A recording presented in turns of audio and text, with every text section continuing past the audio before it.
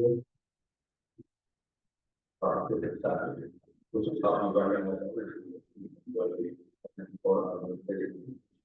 like I would do the quotes, ask questions, get advice, and celebrate success. Happy to get you.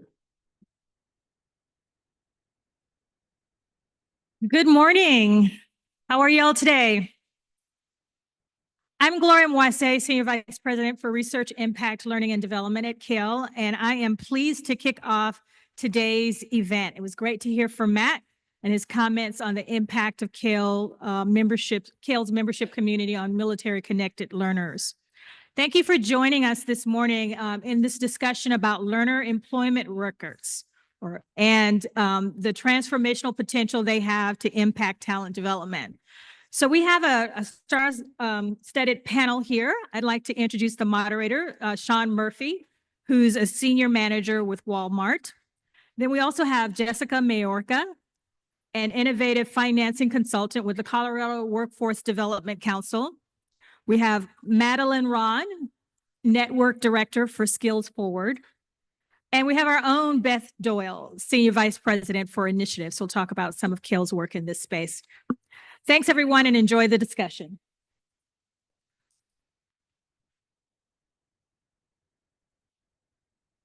Good morning, everyone.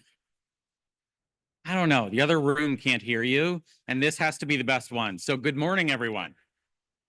There we go, there we go. Thank you, Gloria, for the introduction. Not that it really matters, because I actually don't truly care about titles, but I will say that I got promoted to a director. So just one clarification. Now, if only our website would correct that.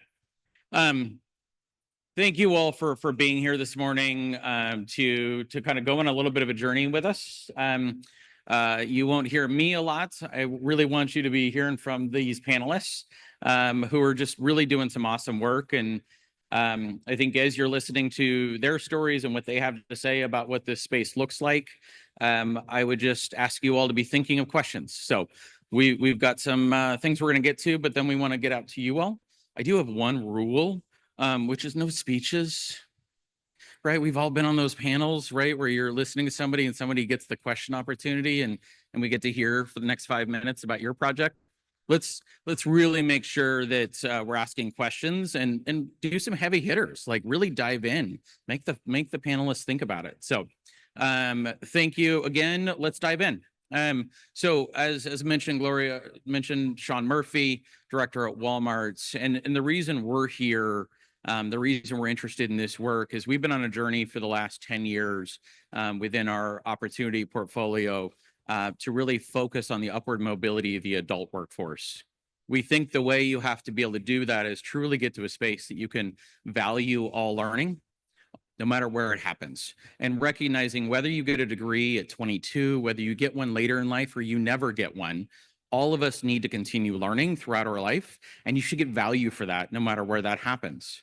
And I think one of the key things that's important is recognizing that some of us are really good about telling the story of what we've lived, but not all of us are great at that, right?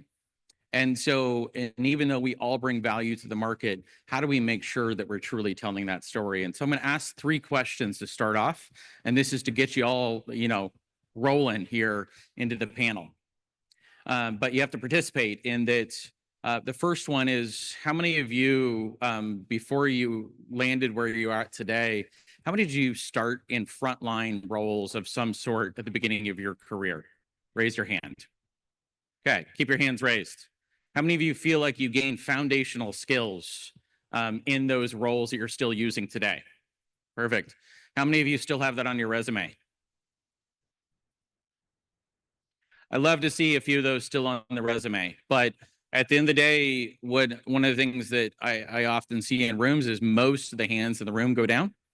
And that tells me that most of you feel like you gained amazing skills that got you somewhere, but you're not sure you see value. You're not sure others see value in that. Or it's things like, well, you're only supposed to put 7 years of experience on, and a couple of us are right at that 8-year mark, right? And so you no longer have it.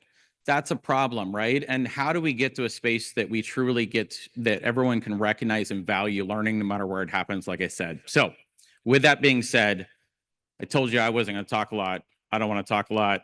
We're going to get to our panelists. So if we can get rolling here. Madeline, do you want to start us off? Name, organization, and then because we want to keep this a little bit fun, what's your favorite thing about New Orleans? Well, my name is Madeline Ron. I'm with Skills Forward. And so we are the grant making organization that is supporting grantees in implementing end-to-end learning and employment records, which of course we'll tell you a little bit more about throughout the panel. My favorite thing about New Orleans is extremely basic, but I've been thinking about going and getting a beignet all week, and I'm going to go do that after this panel before my flight. Perfect way to celebrate. Beth.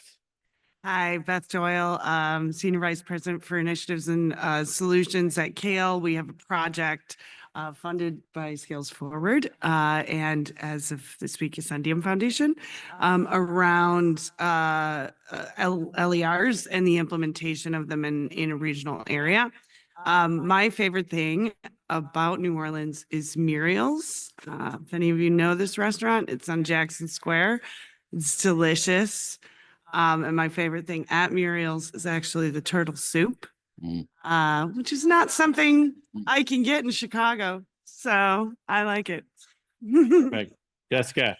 Hi, I'm Jessica Mallorca. I'm innovative financing consultant with the Colorado Workforce Development Council. The Colorado Workforce Development Council is essentially the state's workforce board. And we are also through Skills Forward working on a project on learning and employment records, or LERs. My favorite thing probably is just all the layers of history. I love learning about all the different types of people who have come through and just contributed to the city. So I just like learning about it. Perfect. Well, if nothing else, if you leave and you're like, I didn't learn anything, I guaranteed you learned to go get some dinner, some dessert, and to learn about the history. So thank you all. Let's go ahead and get rolling. Jessica, if you wouldn't mind maybe jumping in on what is this LER? What is this whole idea of this plumbing infrastructure? What is LERs? Yeah, I mean, I think there are two definitions that I would say for LERs. The one that I tell my family and friends who really have no interest in what I do would just be, it's a digital record of your learning experiences, right? And the more technical would just be, it's a verifiable digital credential of your learning experience, which could be whether you were working or received training or received some sort of credential. But to your point of all learning accounts, it could also be some of the learning experiences you've had that have not traditionally been accounted for. Like some of you have taken care of dependents, whether it's children or adults. Some of you may have been in the military.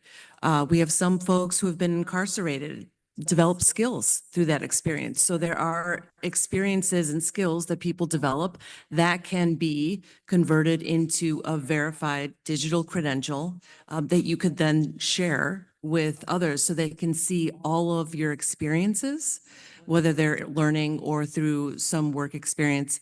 But then you can also see the skills associated with each of those experiences so that we're focusing on the skills that people acquire, not just the brand names of the organizations they work for or the brand names of the educational institutions that they attended. Perfect. I mean, I think one of the things that I'm hearing there that is often a question, I think, by some, especially in post-secondary, is what is this skills thing, right? And it is, we often talk about, it's this idea of skills as a language that crosses all forms of learning, employment, and service, right? Versus a skills versus degrees type of mindset.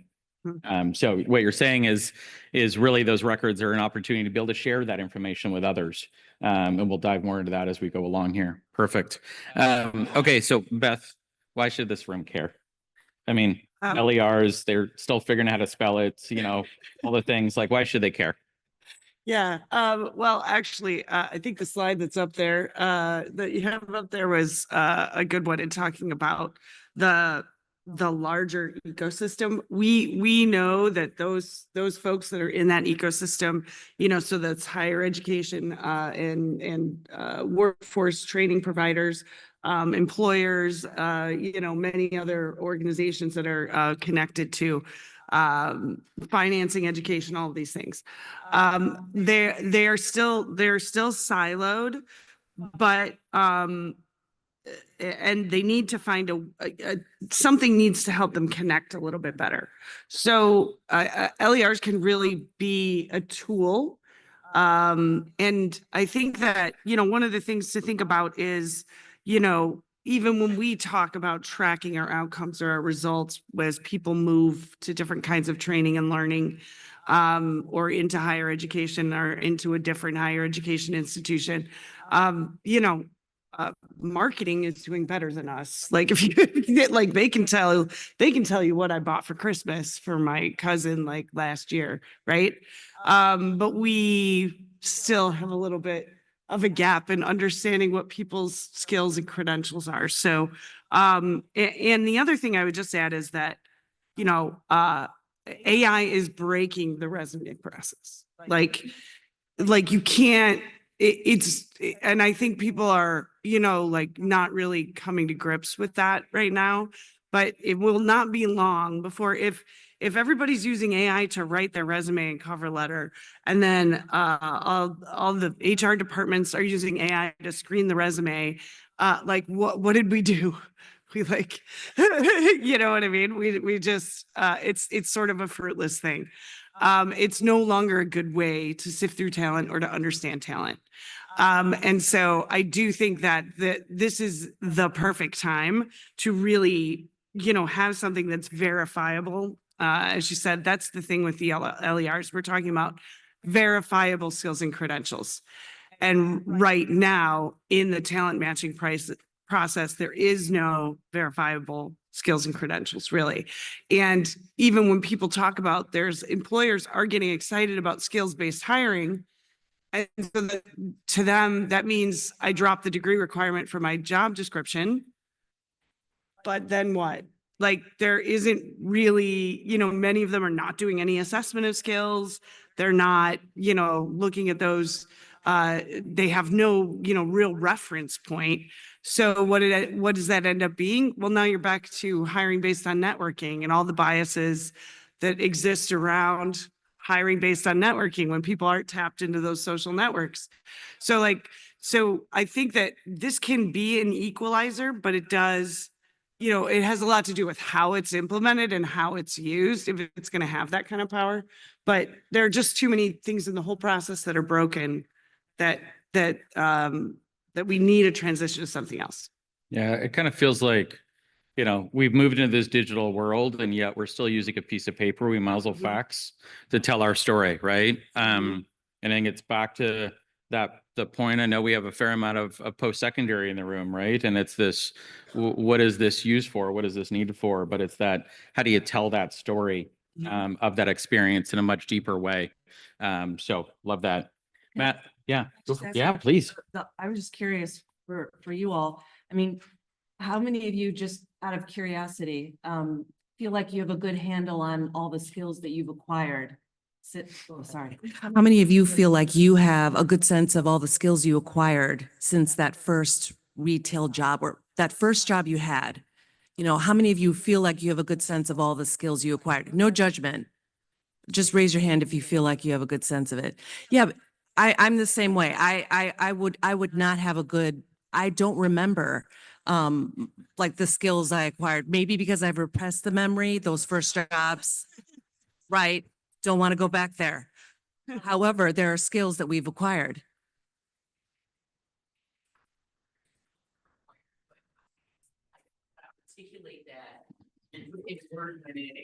Okay, I don't know how to articulate the skills in an interview. So first of all, there's this problem of, do I remember that I acquired that skill, right? And then secondly, it's, do I know how to articulate that? And that's what learning and employment records, or LERs, are in part seeking to solve. And imagine if for those of us who didn't raise our hands, if we actually looked at all the skills we acquired through all of our life experiences, how empowering that could be to walk into an interview and be able to say, yeah, I do have all these skills. And that makes it so much easier for an employer to say, look at this person, look at this skills profile of this person. This is amazing. Credentials don't always tell us what skills they have, right? They're not as clear of a market signal as it used to be. But skills, that's a common language. Yeah, and you add to that, if you can get to a space that is actively happening, which is having employers be more transparent about what skills they're looking for, then you add the two things together, and that whole idea of how do I tell my story becomes a lot clearer. Madeline, Yeah, what do we got? well, just to kind of build on that, I think what gets me excited about this work is the digital transformation of our records is happening. It's happened in so many other facets of our life, and it is going to happen in this space, whether we're a part of it or not. And digitization of records is not the same thing as being skills-based. And I think that digitizing our records gives us the opportunity to better understand our skills, because it will be so much easier to track all of our skills throughout the course of a career, especially for those who are able to start using it at the beginning of their career. But it also gives us the opportunity to make sure that we are doing this in a way that is skills-based and that is inclusive of the folks who have generally been left behind by our workforce system, and doing this in a way that is being really intentional in not perpetuating disparities that currently exist in the workforce, but actually can disrupt some of those disparities. So helping those who stand to benefit the most to actually be early adopters of this technology, and making sure that we are, a part of guiding how this process works rather than having it happen to us. Because the digitization of, resumes and of the hiring process is going to happen, whether we're a part of it or not. And we just are kind of at this pivotal moment where we have this opportunity to shape what that looks like. Yeah, thank you for adding that. Madeline, maybe if you want to keep the mic and talk a little bit about what Skills Forward is trying to do, and set the tone. Yeah. So Skills Forward is a funder collaborative that brought together a bunch of funders who are interested in this space to fund a series of projects that are tackling it in very different ways and using very different use cases. And so our role as kind of the intermediary there is just to build capacity for those teams to get their work off the ground and to really get to that place where they're ready to scale this. So we're helping them build capacity first through funding, but also by connecting them with subject matter expertise, making sure that they have the technical support that they need. And then another really critical part of this is we're doing a lot of assessment and evaluation through the whole process to really understand what is working, what is not working, which approaches work, which, have we pivoted from, so that we can help our grantees to build upon the projects that they're working on and be successful moving forward and really plan for sustainability and scale. But also so that we can share those lessons with the broader ecosystem for those who are going to be coming into this work over the next several months, years. So it's really just a great opportunity to kind of set that foundation for what success looks like in LER implementation. Matt, do you want to take us a little bit further into the kind of the value side of it, right? I can't tell you how many times folks have told me, we've had digital badges for 20 years. Why haven't those taken off, right? Do you want to talk a little bit about how do you get value from these, not just be given a badge? That, I think, is something that we're really discovering through this process of just implementation, because all of our grantees came in with, and certainly us as kind of the project lead came in with assumptions about what the valuable use cases for these are. And as we've been engaging with the stakeholders who are actually going to be using them and who we, want to have benefit from this, we've found that some of the assumptions that we made about the use cases that are valuable to them are not what we expected. For example, our group in Montana was working with small employers, and they went to them and, were excited about how they can use them, LERs to make their hiring process easier. And they were like, we hire maybe one person a year. Like, hiring is not our problem. The problem is that we only have 4 staff, and we need to better understand how to maximize the impact of those people, which means understanding all the skills that they have and being able to really, leverage all of that talent that is there. And so just going in, I think we still have a lot of conversations to have with these folks about like what the value is to them, and coming to them with a solution to the challenges that they're facing, rather than just with another tool that they're expected to use. We really need to be good at listening and understanding the problems that we are trying to solve for, rather than assuming that we understand those problems before we have those conversations. So you're saying we don't have it all figured out? Well, yeah, we're getting there. Okay. Okay. Beth, maybe if you want to jump in, Jessica, just what are you most excited about? You started in kind of all 3 of you have kind of brought this up, but maybe, keeps you up at night because you're so excited about this work. What is that? Yeah, so I would say, I think about, I was not an early adopter of the Apple Wallet. So even though I had an iPhone, but I was like, what do I need this for? I don't get it. What is it for? And then, you start using it, right? And so, use it for my boarding pass, for instance. And you think about how that's verifiable. It's not transferable. Like, it's mine, my boarding pass, and it's in that wallet, right? Same is true with tickets for events or things like that. So you start to see the value of having that, especially when you lose your connectivity and your signal and you can't pull it up unless it's in your wallet. But I think what's exciting is this opportunity in this particular project that we're working on to think about this from an ecosystem perspective. Because if you think about that Apple Wallet, like, what did it take? All the component pieces of buy-in that kind of had to happen there, right? It's not just Apple putting the technology on the phone. It's like, why would United care? Why would they make a thing that fits into that wallet? Why, you know what I mean? Why would anybody download it? Like, when they could just pull it up on that? Like, there's all kinds of weird questions around that, right? And we're now have an opportunity, I think, with some of the projects that are coming out now, is to think about those use cases. Like, the sort of use case focus is really interesting. So what I am excited about is when I start to because awareness is extremely low. Like, like most of the employers we went to had no idea what this was, had never heard of anything like it. Most of the people in the workforce space did not know what it was. In the higher ed space, people knew.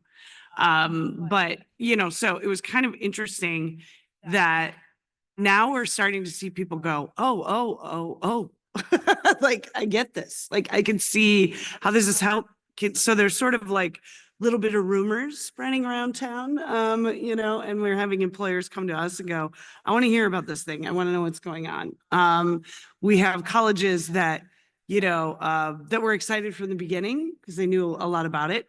But then now we have some colleges that at first they were like, well, don't sell me a technology. You know what I mean? Now they're like, oh, no, I get it. Because this will be something that's used in the whole region. So it's not just you selling me a thing about how to enroll my students or something, right? It's a regional approach. So I think that's what makes me really excited, is because that regional approach gives us an opportunity to do what Apple did in like hitting all those different dynamics to make it all come together. And like, if we can make that happen, then you understand also the kind of traction and scale you can get with something like that, how it had changed behavior, really. Perfect. I think what excites me most is there are a couple things. One is just from the employer's perspective. We have a lot of employers in Colorado. This is probably not going to be different from a lot of your all's experiences, who say, I can't find talent. And I suspect that some of that is that they don't necessarily know how to. They're not speaking a language. where they are focusing on the skills. And they're kind of relying on traditional market signals like, somebody has this degree or, this sort of credential. And so the ability for an employer to find talent just focusing on the skills and realizing that Colorado actually does have a lot of talent and that, I think that could be an extraordinary, I'm curious, I could be completely wrong about this, but I think that something that we're going to find. I think from our job seekers, that idea of people being able to step into, I think, a bit more power, that people actually can understand for themselves that they actually have a lot to bring to a potential job. We have a lot of folks, our work does contribute to our sense of self-worth. It can be a source of dignity. And so if we have workers who don't believe that they have anything to contribute or that they're less than because of how they, the circumstances they found themselves in or develop, whatever it is, but everyone has skills that they can contribute. We just often don't source them and acknowledge them. So this is a way for individual, I think, dignity and empowerment. I think for employers, it is also the recognition that there's a diverse, broad talent pool out there. And if we can match those using the language of skills, we will have a much more efficient and powerful labor market. Yeah, no, that's great. I mean, I often tell the story of a colleague of mine who came from a neighborhood that's far too often forgotten, but yet very, very intelligent individual who ultimately lived down the street from the NSA building. And a neighbor took interest in him and said, "You're smart. You should be in intelligence," right? As he was growing up, ultimately went in the military, served in that form, and then came to Walmart not long after. And I think that the reason I tell that story is because too often that story is left to chance. It's left to whoever you ran into. Social capital will always be a part of our journeys, but it shouldn't be the only driver of whether you're successful. And so how do we provide the kind of information to folks that's more personalized to them, that values their learning, values their interests, and gives them an opportunity to grow and learn over a lifetime? With that, I feel like we probably should have done this, flipped it. I thought about this last night, and that we started with the excitement, and then I'm going to switch to like what's maybe not working. What have we not figured out? Do you want to talk a little bit about the challenges that are underway, Madeline? Sure, yeah. I mean, especially the beginning of the grant period, this is a technical problem to some extent. And so navigating the technical landscape of learning employment records is a challenge, especially for those of us who are coming from the workforce side of things. And so just helping our grantees and finding the right people to kind of advise on the technical side of things to make sure that we're developing these systems in a way that is interoperable and scalable and, meets all the standards that we want them to in order to be able to be the foundation for this broader ecosystem, was definitely something that we saw, needed a lot of support in the beginning.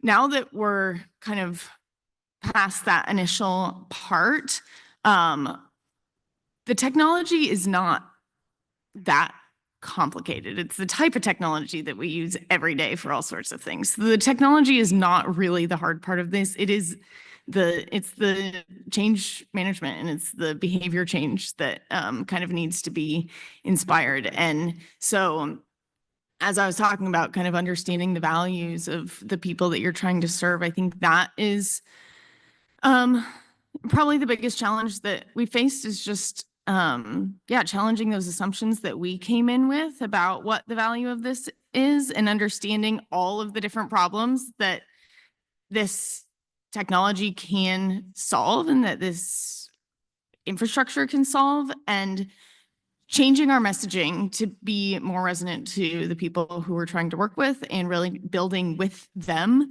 to make sure that it's something that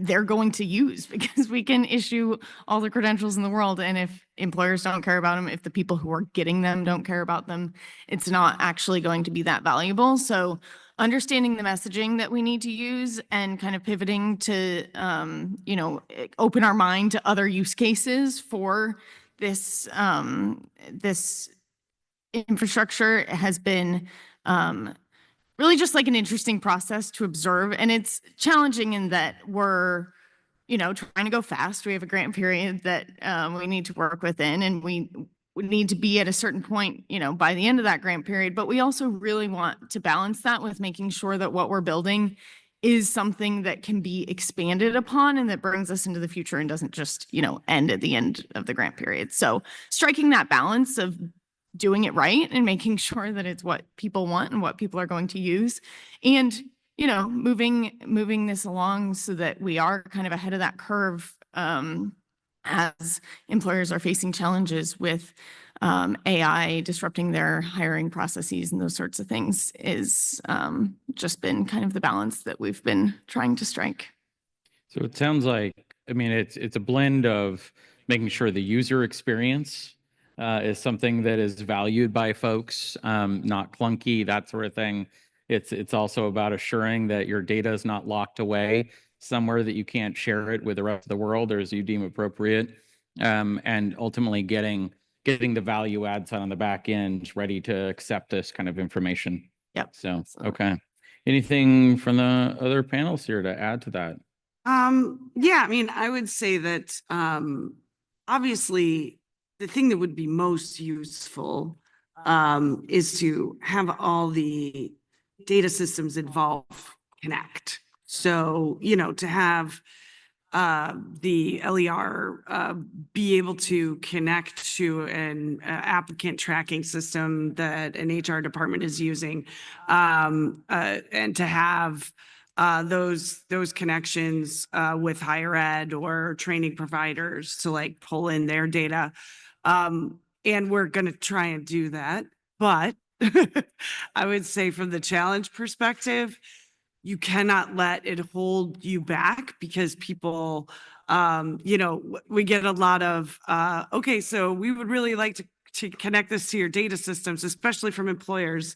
And you kind of get, legal says no. So, so I think that we're overcoming that challenge by kind of introducing this as a pilot idea, as something that they can sign on to try out.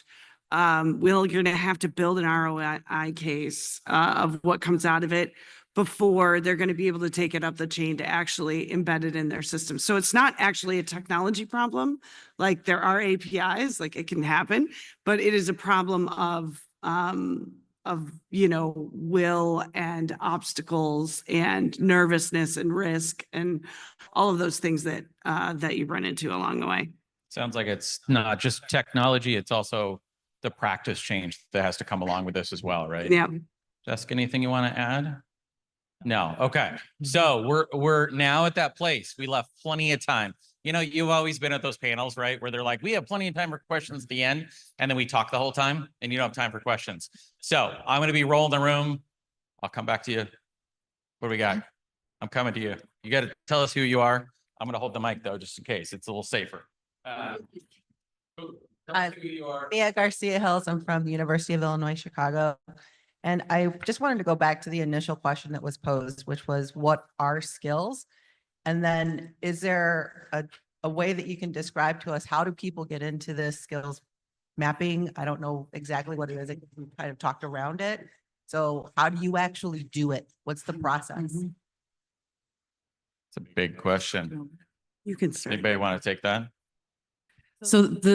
So you're asking like, what are you all actually doing?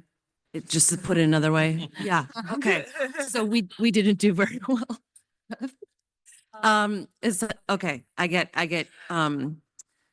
your question. So essentially what we're building is a system through which, okay, so you have a smartphone, or we're trying to build it so you could do this on the web, because we know that a lot of Coloradans don't frankly some of them don't have smartphones, and some of them don't even have access to broadband. Like they just live in those parts of Colorado that haven't really been touched yet. You would take your smartphone, or again, you'd go on the web, you would log in to some portal, or on your smartphone, it would be an app. And that is what would essentially be a digital wallet, right? It's just an app. And it's the digital wallet in simplest terms really is just a place where you would store all of your learning and employment records. So for example, I would go into my digital wallet and I can say, oh, recently I worked for the Colorado Workforce Development Council. So I would plug in my information. It would connect to CWDC systems. I'm really distilling this because the technical stuff is, I don't know, it's not the most interesting in my opinion, but it would ping the system and say, did you have, Jessica work here? She was an innovative financing consultant. The system says yes, and then brings into my digital wallet. Here I was, innovative financing consultant for these years, and all the skills that I acquired that my employer has plugged in as having acquired through that position. I can then choose, and this is the important part, I think, of the user experience. I can choose then what information I want to share with my employer, with a potential employer. So say I want to work for Kale, for example, and I want to apply for a position, but I don't want to show all of my experiences because some of those experiences don't seem particularly relevant. I can choose which LERs I want to share and which information.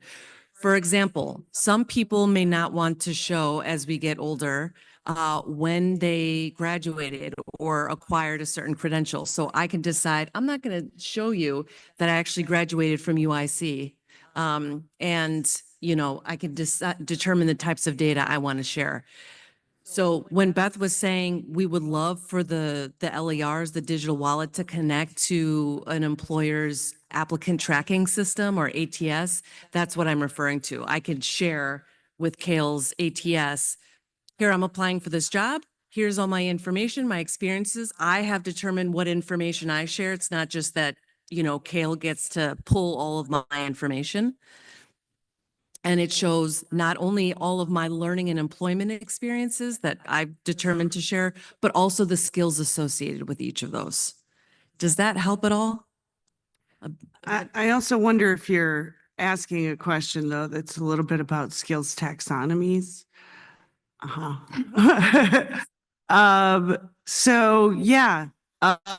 this is a bit of a challenge, right? Because everybody is got their own thing going on. So at this point, we're just really trying to connect the information that is there.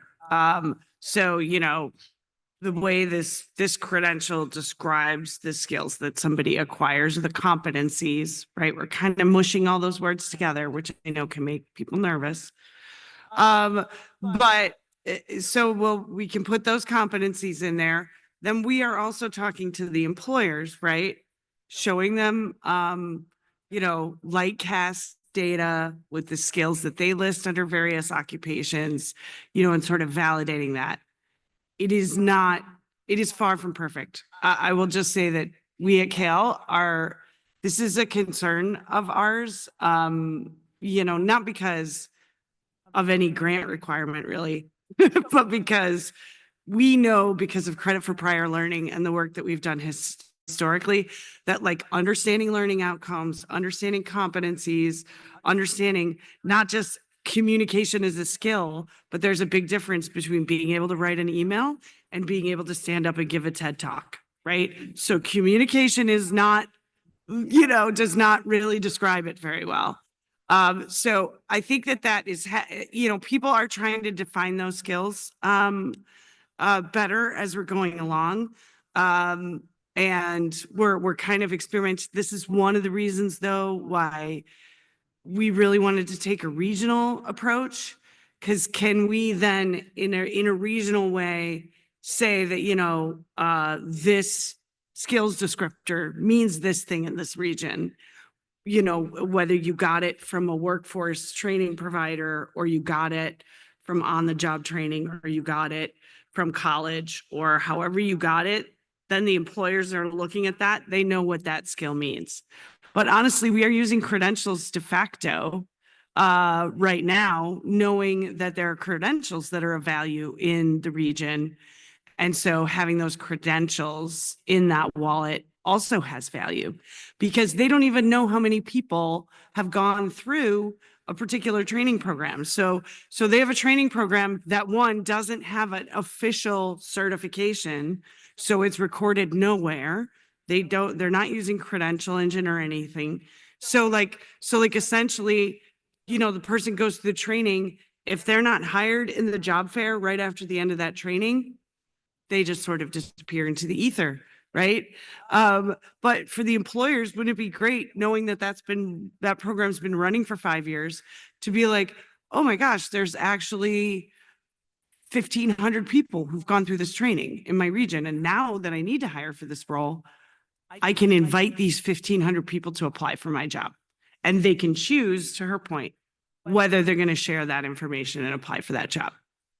So, sorry if I rambled a bit. So it sounds like what we're talking about here is that it's less about the language you choose and more about the transparency of making that information available, right? Yeah, I do think at a certain point, the language will matter, right? So if we start to have portability, right, between regions, right, people are moving around. We all know that's going to happen. That's why the technology is built to be portable, so that people can port their information from one platform to another platform if they're somewhere else. At some point, it's going to matter what those skills definitions are. We're just not at that point yet. Perfect. Thank you. Next question. Oh, no, that's okay. You can hold. Hi, everyone. I'm a big supporter of digital wallets. And even if we overcome the barrier of terminology and say that we all mean the same thing, the issue I have, and by the way, digital wallets is not a new idea. And the Girl Scouts understood that years ago by creating badges for skills that they teach the girls since the age of 2nd grade. My daughter is a president of her Girl Scout troop, and I am amazed by the level of skills that she has learned over the years. But the issue that I have is how do you quantify level of competency in a skill? For example, if two people do customer service for a living, they work for the same employer at the same job title. It doesn't mean that both of them are as good as one another in customer service or in any other skill. Communication skills, we all have them, but some of us excel and others have room for improvement. How do we have this messaging in the digital wallet? That's a great question that I don't think is being addressed yet, honestly. I mean, I think there's definitely opportunity there's an opportunity within a digital wallet to have assessments that you could take that, you upload a video of, you talking about some subject or something like that, and it could be rated and verified by a third party, and you could get some sort of score, and that could go into your digital wallet. So I think there are definitely ways to do that. Also, you could, with credentials, you could have grades basically be an indicator of that. So I think there's definitely opportunity for that within digital wallets, but I think the standardization of it is something that is probably, I don't think it's that's something we would have to work toward, I think. But I think at the same time, it opens the door for that to be a real possibility at scale and to have some sort of standardization around it. So, Yeah. For example, there's some work going on right now called Link Claims, and it would enable you to be able to get, for example, a credential at the local community college, and then maybe attach how you've actually demonstrated that work in the field, so you can begin to actually show how you know something and back it up and speak to competency levels and other related activities. Anything else? There's also the competency-based, I had to look it up, sorry, is CBEN. Some of you might know them, the Competency-Based Education Network. They're doing some work on skills assessments and how that comes through. It does come down to, right, how do we measure the degree to which someone has that specific skill? I would say for us personally in Colorado, that's sort of a phase 2. Right now, we're just trying to implement the change management and get the technology connected. And yes, absolutely do want to make sure that we are actually at some point able to say, you know, I have this skill to this degree, this other skill to this degree. And also what if I've acquired that skill through multiple experiences? And is there just one assessment, or do each of those, you know, experiences have their own measurements? So those are things that we're certainly going to need to work through. Yeah, and ETS is working on some assessments of soft skills as well that appear to be quite valid. You know, ETS is going to be pretty thorough about that. So I think we're also educational testing service. I think folks here know who ETS is. But anyway, so they are, you know, working on those tests, and there's, you know, more assessments and things. It comes down to, like with credit for prior learning, it comes down to assessment, right? Was it assessed? That's how I think it becomes valid. Now, some people have a little bit of a different theory, and they are talking about self-attestation and all of those things being included in there. My personal view of that is that then we just become LinkedIn, because there's already self-attestation going on there. So like, I think the power is in the verifiable, which then we have to think about how it was assessed or validated. Hi, my name is Rebecca Hillman from the Defense Activity for Non-Traditional Education. So my question is, with IT, there's so many options. Like, hey, there's Jamboard, there's Figma, there's Tableau, there's SAS. But oftentimes when you work with people, they're like, can you just send me an Excel? And I think that that's the thing with resumes and why it's the lowest common denominator. It's a Word doc. And so even right now with credentials, I have my Canvas backpack. I have LinkedIn. It sounds like your state has a system. Will there be a standardized delivery vehicle for employers, or is it just going to be lots of links?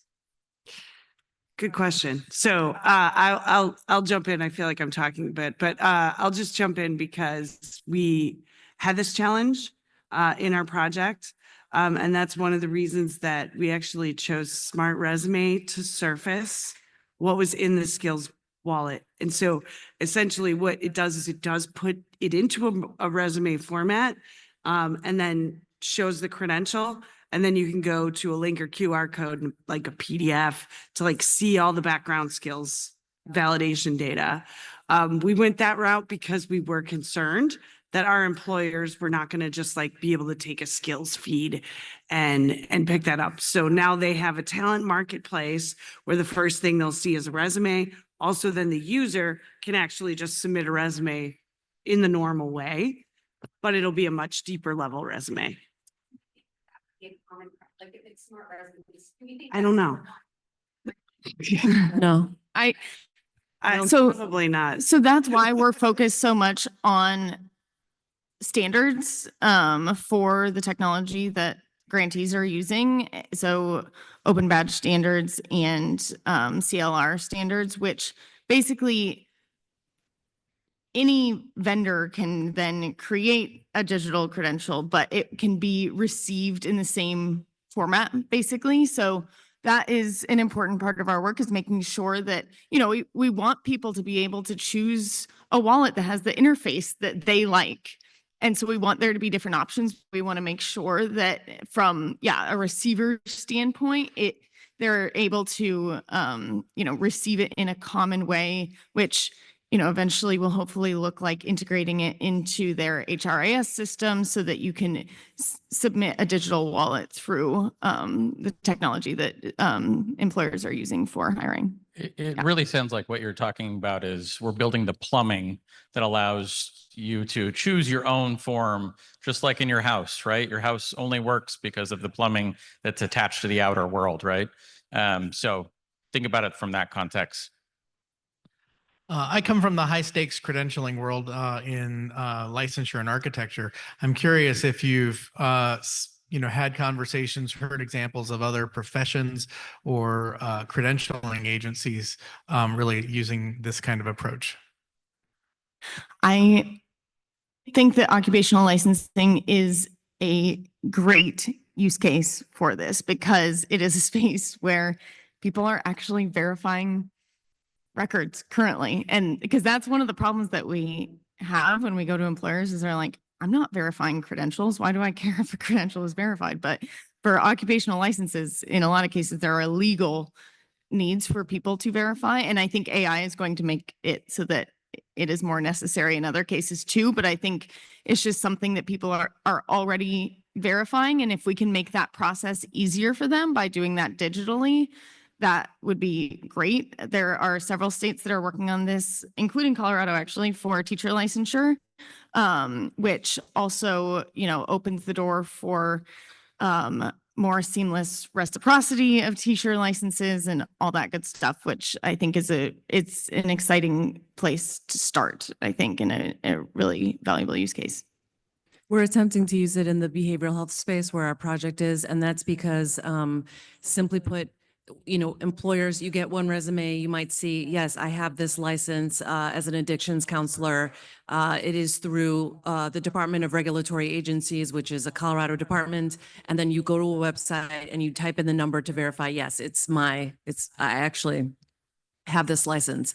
What we're trying to do through the LER is to say, you can now skip the step where you have to visit a website, because with one resume, it might be fine. But if you have thousands of applicants going back and forth to a website to type in a number might be more time prohibitive. So that's why we're trying to do it in the behavioral health space. Also, hopefully at some point we'll be able to do it where if someone's license is about to expire, the system can actually ping the employer to say, hey, just letting you know. It can also ping the individual to say, hey, your license is about to expire. Mary Beth Lake in Minnesota State Colleges and Universities. And another question having to do with the plumbing. How are you working with, or could you work with, on the academic side with comprehensive learning records? So for example, if I have a digital wallet, I want all that stuff together. So I can use it going back to school. I can use it in getting a job, et cetera. So I'm using it across multiple sectors and organizations. I might jump in on that one just because it would be worth taking a look at the work that ACRO is leading with the other associations across post-secondary called the Accelerator Project. They're really the ones leading kind of how do you ultimately do what you're talking about, and are trying to make it easier for institutions to be able to actually adopt. Yeah, and we are going to be working on that in our project in Pittsburgh, where we are going to have, we're going to have sort of credit for prior learning crosswalks built from workforce training into college programs. And then the idea is that the fact that they have the LER, the higher ed institution could be a producer of a learning record, but they could also consume one and award credit based on that. Because as you probably know, Mary Beth, that like some of the biggest problem with credit for prior learning is people don't have their documentation, or they can't find it, or they can't, they're trying to gather that up, or, it just doesn't then make it through the whole process. So this should help with that problem because it will be a verified credential document. Do we have any other questions? Okay, you can have a question. Follow up on the efficiency question that you start to talk about in the licensure context, but it's really broader than that. Licensure is easy, right? Yeah, you have to check 10 different, for each individual to check the website, but at least that's verifiable. And the bigger question are those skills that folks claim that don't have easily verifiable, easy way to verify that they exist. So it sounds like, and I think it's helpful to talk about, you're really addressing two problems. One is the plumbing. How do you get this easy data flow across multiple systems? And the other is the flow itself. And the water, use your analogy, the water that's flowing through these systems is not is not the same in every context. What people have access to, what they can easily verify. And then you get on the other end and the employer systems so that's part of the plumbing, but a bigger part of it is, do they want to accept that type of water? What I'm trying to get to is there's an efficiency challenge that employers have, right? I don't have time to go back and forth and verify all of this information. I also don't have time to go back and forth and look at, long lists of skills. So how on my end is this going to show up in a way that is, that I can easily process as an HR manager with hundreds of resumes coming through the door to get to a candidate that I want to push forward to the next stage? And I know you're still working on that, and that's one of the reasons why connecting with the ATS is important, but is that going to give them a tool that's actually useful as opposed to just a whole bunch of skills that I now have to sort to, and I didn't have time to sort through that in the resume process, let alone now a much more detailed set of information.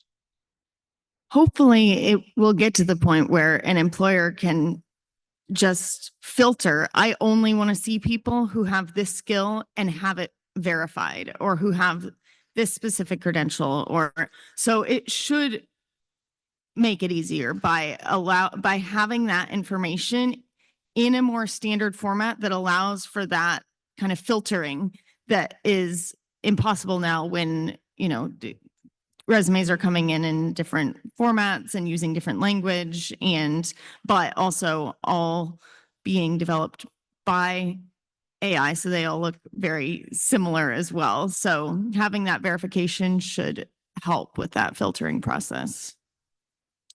Yeah, another aspect of it is just as you think about AI, you're going to see this bubble up more and more around the fact that folks are using AI to optimize their resume for the job.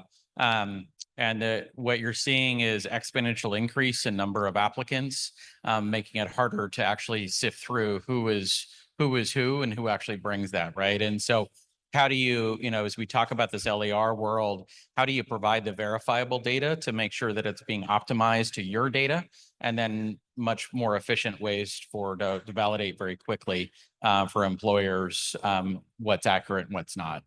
To wrap us up, because folks will be getting to their next panel, maybe just let's go down the line. What's one thing that you're hoping the folks in the room will leave with, whether you talked about it already? What's the one thing you're hoping they're leaving with today? I just hope I hope you're questioning it. I hope you're thinking about how, and if it could be something that, if implemented, would positively impact the people you're seeking to serve, and how it might do that. And of course, just also invite you that if you have any questions, just please approach any of us. We'd be happy to talk with you. Yeah, I think thinking about the fact that even though in the higher ed space, especially, we've been talking about comprehensive learning records and things like that for a while, but this could become the future, and AI is pushing things in that direction. And so I think it's kind of like the theme we got from an earlier session as well, like and I think you mentioned it. Do you want to be a part of it, control it, and determine how it should be defined? Some of these questions that arose today, or do you want it to just happen to you, right? I think that's the point. Sensitive time, 30 seconds. Yeah. I would just say, think about who your partners are or would be in this type of work, and, who you can think of who would be an early adopter and an eager early adopter, because that's where we're at right now. It's wanting to be a part of the change. And so it's not going to be for everyone at this stage, and just identifying those folks who do understand the value and have use cases that they could hit the ground running with, to really then demonstrate the value and kind of start to build that momentum. Perfect. Thank you. Thank you all for being here. Thank you to our panelists. And hopefully you can all go back and think about what this means for you all. Thank you.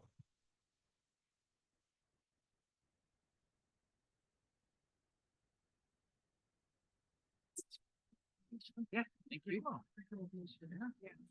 Very good.